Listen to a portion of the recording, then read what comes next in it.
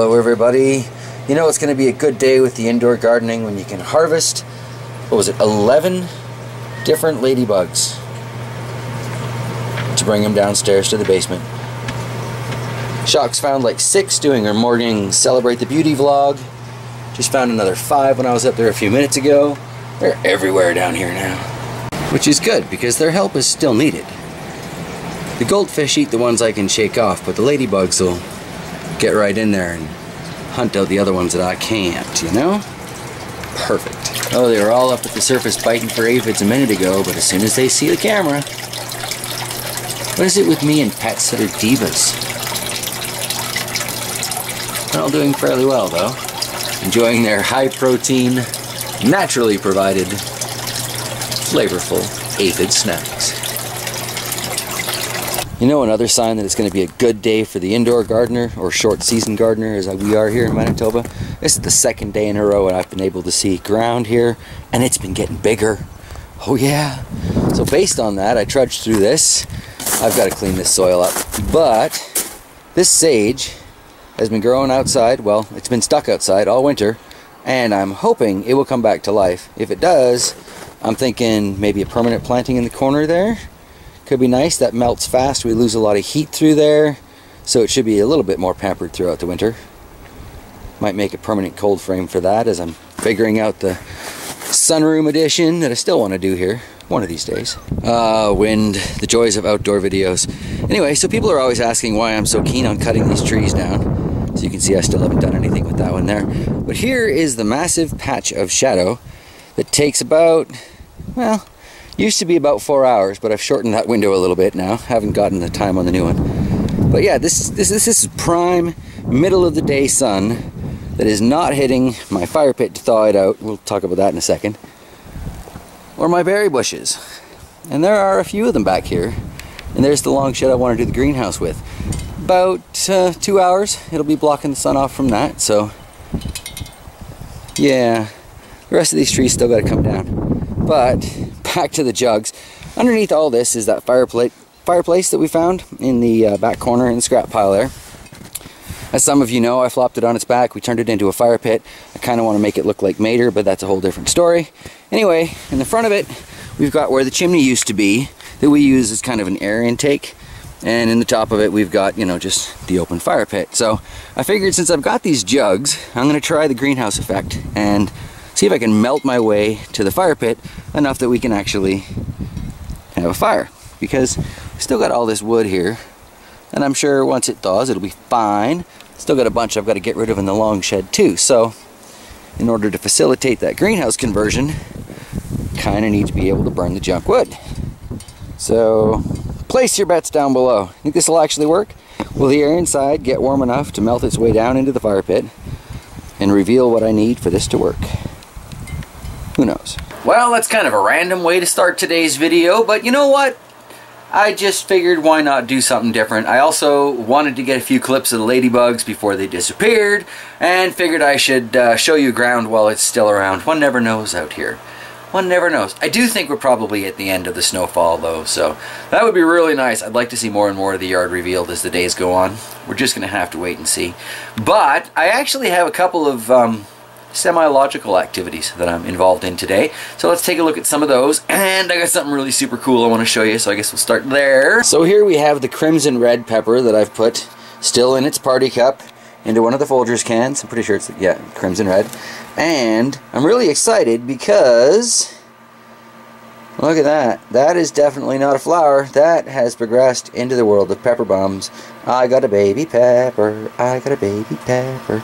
And it kind of looks like it might be the crimson red that I'm looking for. I've tried regrowing a few of the seeds that I collected from these peppers, and I've gotten, well, less than accurate results. The main thing I'm looking for with this particular pepper is that when it dries, it becomes this beautiful, dark, rusty red, and it taints the whole powder to that color, and it's just delightful. And this thing is just covered with starts and aphids, but there's lots of starts on there too. I of course will go shake this out over the fish tank, but take a moment to Try and pollinate those flowers there. Squishy, squishy. What was it? Be the bee, not the bear. Be the bee, not the bear. Squishy, squishy. But anyway, yeah, that's super exciting. Got lots of flowers on it. Got an actual pepper pod on there. Woohoo! I gotta say, these peppers that are going into... there's lots of aphids on the bottom of that leaf. Fish will be happy when that goes over there. Anyway, what was I saying? Oh yes, the peppers that are in these Folgers cans, I should say, are doing phenomenal. So I really want to get more of the individual varieties into there as soon as I can. I've got another ladybug on the matchbox there. Work it, ladybug, work it. So to that end, I've been kind of organizing things. You notice it's all like spaced out a little bit better and such. Using some of the styrofoam cups as little lifts so I can bring some of these smaller peppers up closer to the light. That one's starting to wilt a little bit, so we'll cover it back up for now. But I got the Sugar Rush cream there, and I've got poor chocolate Naga Brain. I left its lid off for too long. I'm not sure. I hope I didn't kill it. Peppers are pretty resilient, but at this stage, it's pretty hit and miss. I think that might have been the last chocolate Naga Brain that I had too, so might be time to order more of those seeds. But anyway, back to my point here. What I'm trying to do on this main table is get one of each pepper variety over here so that eventually I can move them all into the cans, which means I do need to set them up in the double cups so they can get those nice under roots. And that means I've got, you know, a little bit of transplanting to do. I'm a little worried about this sweet mini bell. I do not have a great success rate with any type of bell pepper, really, like traditional bells. That Nepalese bell has done alright for me in the past, but oh, here's another ladybug up on one of the Grandpa's Siberian homes. Not sure how well it's showing up in this funky light, but nice to see it. Yeah, I couldn't believe we harvested 11 of those guys today. I love the fact that the house just randomly produces these things for me. But it'd be nice if it did it all year round. Look at that. That Agi, that particular ahi variety is just... that one needs a shake over the fish tank. I gotta be careful on ladybug days though, right? Because I don't want to shake the ladybugs into the fish tank. So, but anyway, yeah, I want to get more of the individual varieties of peppers planted into these double cups. So I've got a sand dollar over here that needs to be planted over, and a little Scotch bonnet here. I do have a few of the ahi varieties still to double cup up. It's lemon drop.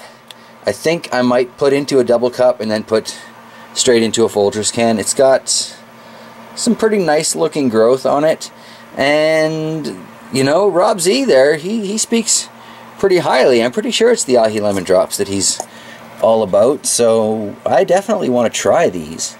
Because, I mean, how can somebody be that enthusiastic about something that's not a great pepper, right? The ahi pineapple there, not quite ready. The Peruvian looks like it's got some good growth on top. Let's just check down on the bottom here.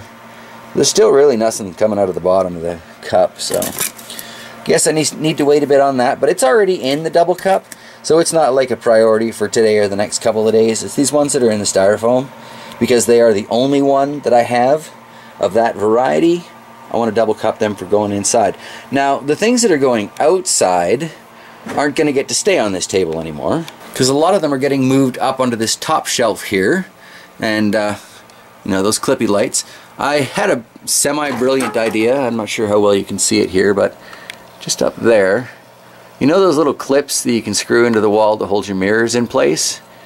I decided to use one of those on each of the clips so that when Gordon's doing his rolling around and screwing around up there, he can't knock my lights down. Mwahaha, work smarter, right? Speaking of, a couple of ladybugs just working it on those Grandpa's Siberian homes. So in theory, everything up here is a second, third, fourth, whatever of the individual varieties. And yeah, these are under 5000 K spectrum light. Hopefully they'll grow well enough to go outside, and then I can just turn these off quick and easy once that time comes. Still kind of planning on using this shelf space here as my little faux arrow garden thing. And yeah, I probably will put the proper one on there too. I gotta be honest, I'm not looking to grow full-size plants in an AeroGarden. I'm looking to make clones and start seeds. So that, and a big part of the AeroGarden for me is toy factor. It's a cute little garden. So yeah, I guess there's not really a lot to update from down in the dungeon today. Just doing some organizing, some transplanting, taking a look at what I've got.